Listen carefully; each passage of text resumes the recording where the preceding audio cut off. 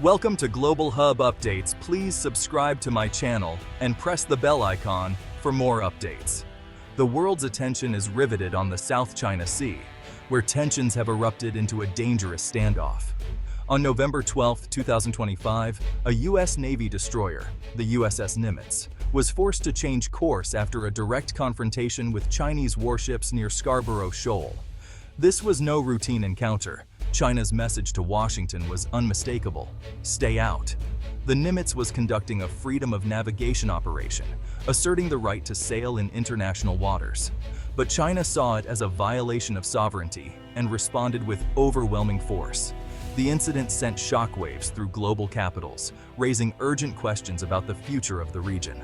The risk of a small incident spiraling into a major conflict has never been higher. On the bridge of the Nimitz, the crew faced a tense standoff as Chinese vessels closed in, issuing sharp radio warnings. Outnumbered and outmaneuvered, the American ship was left with little choice but to alter course to avoid a collision. It was a tactical withdrawal, one that handed Beijing a strategic win. The rules of engagement in these waters are being rewritten in real time. Allies are scrambling to assess the implications. Is this the start of a new, more aggressive Chinese maritime strategy? The world is watching as the South China Sea becomes the stage for a high-stakes power struggle.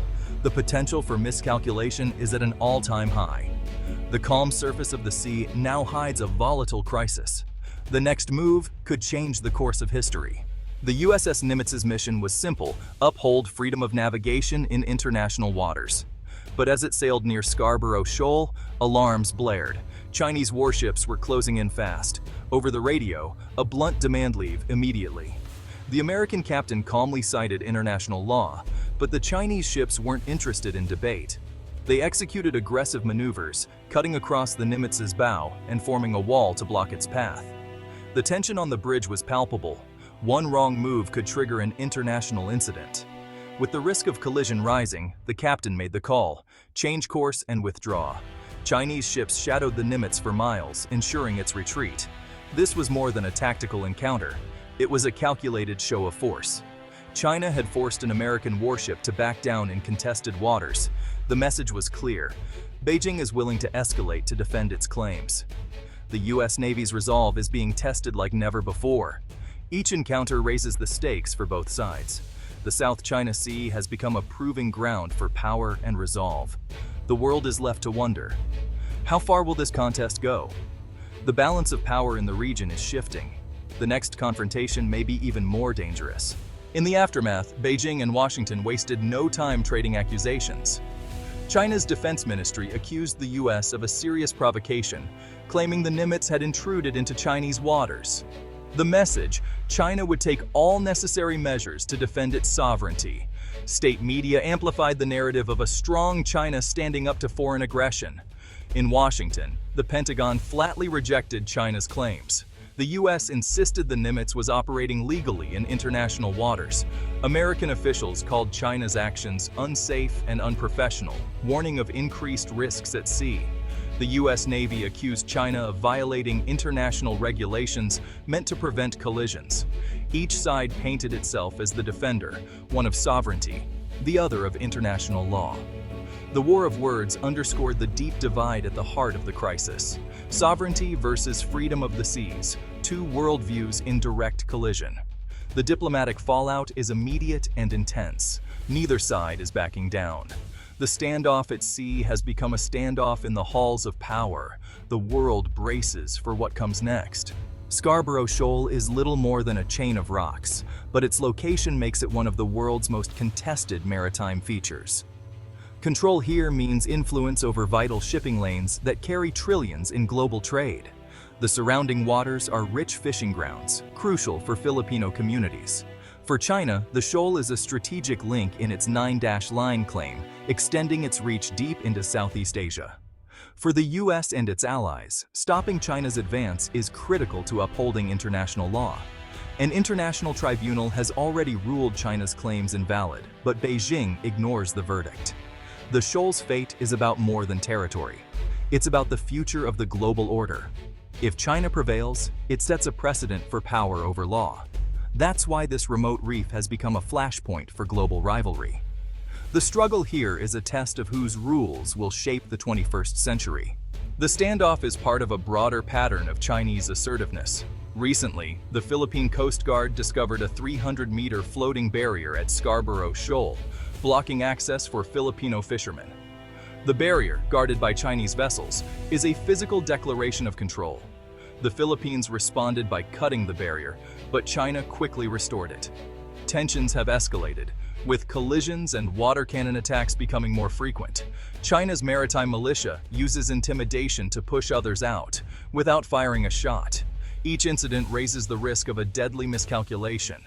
The barrier is a new red line, and the standoff is only intensifying. China's tactics are changing the rules of engagement in the South China Sea. Beyond the headlines, ordinary fishermen are paying the price for this power struggle. Generations of Filipinos have relied on Scarborough Shoal for their livelihoods. Now, Chinese warships and barriers have locked them out, forcing them into overfished waters closer to shore. Catches are dwindling, debts are rising, and many have been forced to abandon their boats. Fishermen describe being chased, harassed, and blasted with water cannons by Chinese vessels. The psychological toll is immense. Every trip to sea is now a risk. The impact ripples through entire communities, devastating local economies. The fight over a distant reef has become a daily struggle for survival. These human stories are often lost amid talk of warships and diplomacy. For coastal families, the South China Sea crisis is personal and immediate. The stakes are not just geopolitical, they're about survival. The human cost of this conflict is growing. The standoff is just one symptom of a relentless military buildup in the South China Sea. China has transformed reefs into fortified islands, complete with runways, missile batteries, and deep-water ports. These outposts let China project power far from its shores, shifting the regional balance. The U.S. and its allies have responded with more patrols and joint military exercises. The sea and skies are now crowded with warships and fighter jets from both sides. Each side sees the other's moves as provocative, fueling a dangerous cycle of escalation. The risk of accidental clashes is rising as military hardware piles up. The region is becoming a powder keg, with little room for error. Every new base, every patrol, adds to the tension. The contest for control is now backed by overwhelming firepower. The South China Sea is on a knife's edge. The next incident could ignite a wider conflict. While militaries mobilize, diplomacy is at a standstill. Talks between the U.S. and China are rare and unproductive, with both sides refusing to compromise. Efforts to create a binding code of conduct have stalled, leaving every encounter at sea up to individual commanders. The lack of clear rules increases the risk of miscalculation and escalation. Regional organizations are divided, and the international community is largely sidelined. Hope for de-escalation is fading as the brinkmanship continues. The region is holding its breath, but hope is not a strategy. The danger of conflict grows with every passing day. Experts agree, the Nimitz incident marks a new phase in China's strategy. Beijing is openly testing American resolve, using military might to enforce its claims. The U.S. faces a complex challenge, operating far from home against a well-prepared adversary. China's gray zone tactics aim to win without open war, keeping tensions below the threshold of full-scale conflict. Neither side is likely to back down. More confrontations are inevitable. The South China Sea remains a global flashpoint, with the stakes higher than ever. The world watches, hoping for restraint, but the contest is only intensifying. The outcome will shape the future of the region and the world. The long game for control is far from over. The next chapter is unwritten, and the world remains on edge.